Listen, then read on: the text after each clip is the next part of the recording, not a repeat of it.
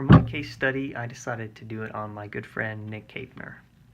So to give you a little background on Nick, he is a current student here at Utah Valley University. He's studying interaction and design, same major as me. That's actually how we met. And he was born in Brigham City, Utah, which is my hometown, so it's kind of funny that we'd never met before now. Nick moved down to Lehigh with his family back in the early 2000s, and that's where he still lives today. Nick was born partially deaf, even though both of his parents can hear. And he is a major tech wizard. He loves exploring the world of technology, whether that's old or new. Doesn't matter. He's just very tech savvy that way. And some of his hobbies include photography and meeting people over his ham radio. A typical day for Nick goes like this. His morning routine consists of waking up, getting dressed, eating breakfast, and then heading over to the school. Once he's over at school, he usually has somewhere between 1 to 2 classes per day, depending on the day. After that, he usually makes his way back home. He does homework, and then that's usually up until dinner time. After that, he spends his evenings usually with his family and also over on his ham radio. Some of the challenges that Nick faces on a daily basis is that he doesn't always catch what people say, and he actually needs transcribers at school to catch things he might miss in class. So if the teacher said something he didn't quite catch, he can go back and get that from them. One of the issues he has is having to ask people to speak up. If they ever speak too quietly or too low of a tone even, he can't really make out what they're saying. For assistive technology, Nick received a cochlear implant when he was very young. That's actually something we learned about earlier on in the semester.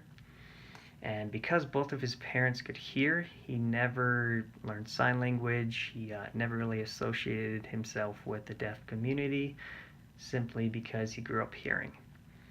As you might remember, implants actually bypass the damaged portions of the ear and directly stimulate the auditory nerve. Signals generated by the implant are sent by way of the auditory nerve to the brain, and the brain then recognizes the signals as sound. He recently upgraded to a newer model that actually has Bluetooth connectivity, which means it connects to his mobile device, so for calls or listening to music, he's able to hear that. And he thought that was pretty cool. He really liked that. And Livio AI hearing aid, artificial intelligence, it's actually pretty cool. What it does is it automatically adjusts and adapts to manage and separate the different layers of sound to better replicate natural hearing.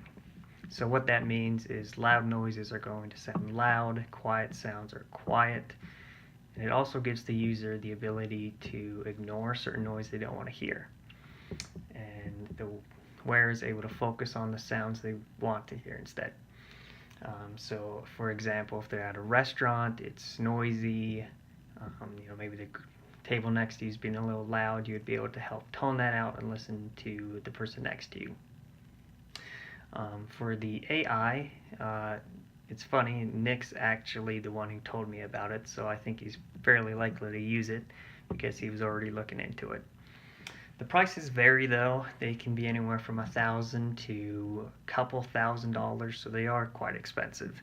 But with insurance, that might be able to help prorate that. They're fairly low maintenance. They're very similar to how hearing aids work, so if they're familiar with that, it's not too different. It actually earned a 98% satisfaction rate with sound quality during its trial period. So those who have tried it have been very satisfied with it so far. It runs a lot like other hearing aids, so if they're familiar with that, there's really little to no training required. And really the best way to see if it's successful is to just try it out.